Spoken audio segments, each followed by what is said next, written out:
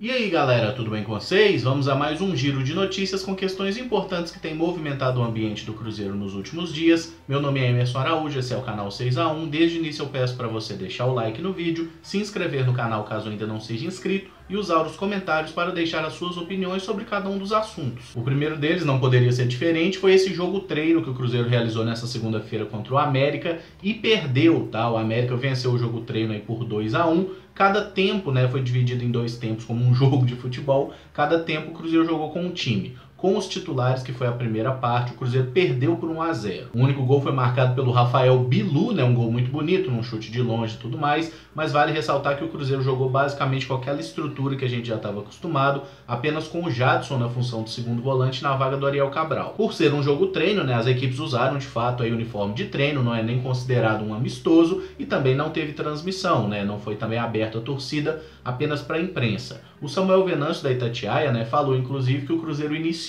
jogando com o Robinho por dentro, como se fosse um terceiro volante, digamos assim, mas depois de 10 minutos de jogo voltou a jogar na ponta direita e a gente voltou, né, a atuar naquela configuração que vinha já jogando aí nos últimos anos. No segundo tempo o Mano Menezes trocou os 10 jogadores de linha, só manteve o Fábio no gol e nessa parte o treino ficou 1x1. O América marcou um gol com o Marcelo Toscano e o Cruzeiro fez um já no finalzinho do jogo treino de pênalti com o Raniel. É óbvio que perder um jogo treino para um time de Série B, como é o caso do América, dá na gente aquela impressão de que as coisas não estão correndo muito bem, de que pouca coisa melhorou em relação àquilo que a gente viu nessa sequência ruim do Cruzeiro antes da parada para a Copa América. E é óbvio que tem várias questões que a gente pode relativizar, né? Pô, foi o primeiro jogo treino, né? Os caras aí têm apenas uma semana que voltaram a treinar, ainda restam aí 10 dias até o primeiro jogo nessa volta, que é justamente o duelo contra o Atlético, né, o clássico aí da Copa do Brasil, mas um ponto chave para mim é ritmo de jogo. Estamos sem ritmo de jogo, mas o América também tá. Da mesma forma que foi o nosso primeiro jogo treino,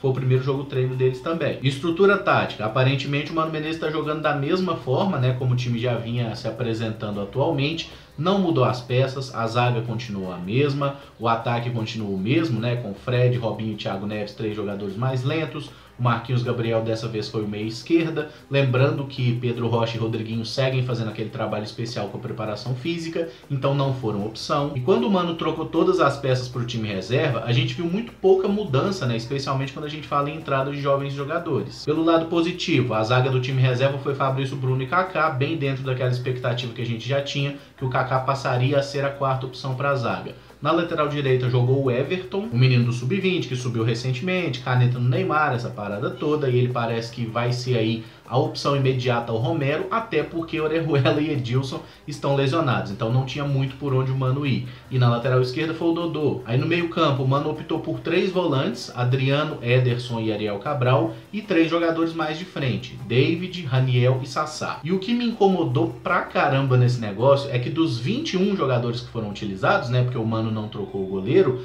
dessa galera toda, o time reserva não tinha meia, né, porque Thiago Neves e Robinho estavam no time titular e o time reserva não tinha nenhum meia organizador. Longe de mim falar que nós torcedores entendemos mais de futebol que o técnico, mas uma coisa é fato.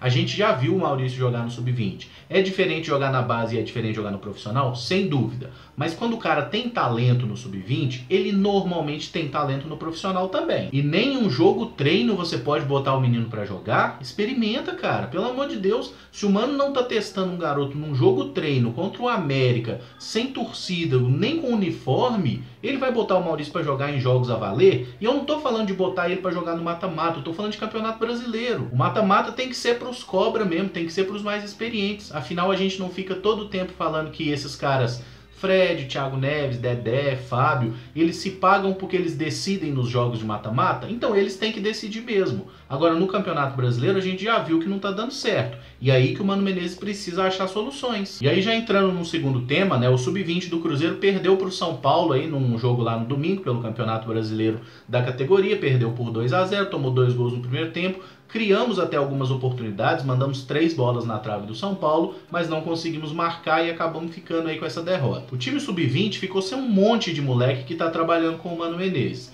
Vinícius Popó, Maurício, o próprio Everton, o Edu zagueiro. Aí vem aquele negócio, será que tá faltando uma comunicação adequada entre os setores, né, o profissional e o Sub-20? Porque o Emerson Ávila, que era o coordenador técnico da base, foi mandado embora hoje. Então assim, o Cruzeiro tá me passando um sentimento de total descrédito, de total assim desconexão entre as partes, porque os meninos do Sub-20 ficam treinando, mas não entram num jogo treino. E obviamente eles fazem muita falta no jogo lá do Sub-20. É lógico, gente, o que vale é o profissional. O Sub-20 é apenas uma linha alternativa justamente para que esses garotos se formem e estejam disponíveis para o time principal. Mas será que eles ganham mais correndo em uma caixa de areia ou correndo em volta do campo do profissional? Ou eles ganham mais fazendo um jogo contra o São Paulo no Brasileiro Sub-20? Tem horas que eu acho que a única forma do Cruzeiro usar os jogadores da base é ser a diretoria, quer dizer, se a gente tivesse diretoria, né, para fazer o mesmo que aconteceu em 2016, quando o Paulo Bento insistia muito na escalação do Alano, a diretoria do Cruzeiro foi lá e vendeu o Alano. Tipo assim, escala agora, agora não tem mais como. Acho que se a gente vendesse uns 10 medalhões aí, o Mano Menezes seria obrigado a usar os garotos. É óbvio que não vai vender, até porque não tem nem mercado para medalhão, mas vocês entenderam, foi só uma brincadeira. Outra questão relevante é que hoje o Cruzeiro elege aí o Conselho Fiscal, né, que o Cruzeiro tá sem essa parte do Conselho, desde que todo mundo renunciou após surgir as irregularidades aí da diretoria. Alguns já tinham pedido conta antes, inclusive, né, daquela entrevista do Fantástico, lá atrás quando saiu o balanço, porque não recebiam as documentações da diretoria, não podiam fazer o seu trabalho. Com isso ficaram putos e pediram conta, e quando divulgaram a matéria do Fantástico, quem ainda estava lá rachou fora. Então agora o Cruzeiro vai eleger um novo Conselho Fiscal, e isso pode até ser considerado aí um termômetro para medir como que está a popularidade da atual diretoria, né? Porque tem duas chapas aí concorrendo, uma delas alinhada à atual diretoria do clube, do Wagner Pires de Sá, e outra considerada aí uma chapa de oposição. Não conheço os envolvidos em nenhuma das chapas, né? Nem na Força Azul, que é essa chapa apoiada pelo Wagner, nem na chapa Transparência, que é essa de oposição, mas nesse exato momento, qualquer um que se coloque contra Wagner Pires de Sá, Itair Machado e Serginho tem o meu apoio. Pode ser uma merda? Claro que pode, mas só de não estar alinhado e concordando com essa diretoria horrorosa que a gente está hoje, né, que colocou o Cruzeiro mais no buraco do que a gente já esteve em qualquer outro momento da história, então qualquer um que vá contra ele nesse momento é meu amigo. Mas temos uma boa notícia nessa segunda-feira, que o Cruzeiro foi absolvido na FIFA de uma ação que tinha sido movida pelo Al Jazeera dos Emirados Árabes Unidos, referente à contratação do Thiago Neves lá em 2017. Na época, o Thiago Neves rescindiu o contrato com esse clube por falta de pagamento. E o Al Jazeera então entrou na FIFA, né, contra o Thiago Neves e contra o Cruzeiro como solidário, como se o Cruzeiro tivesse, de certa forma, orientado o jogador a entrar na justiça, pedindo essa rescisão contratual aí de forma unilateral. O Cruzeiro foi absolvido, a FIFA considerou que não temos nenhuma culpa nessa história, e convenhamos, não temos mesmo, né? Foi o clube lá que não pagou o jogador e naturalmente ele ficou livre. E essa causa na FIFA tinha um valor absurdo, aí, coisa de 15 milhões de euros. Então que bom que o Cruzeiro está absolvido, nessa culpa aí a gente não tem, e tomara que essa vitória nos tribunais signifique uma mudança de ares, que agora a gente comece a vencer,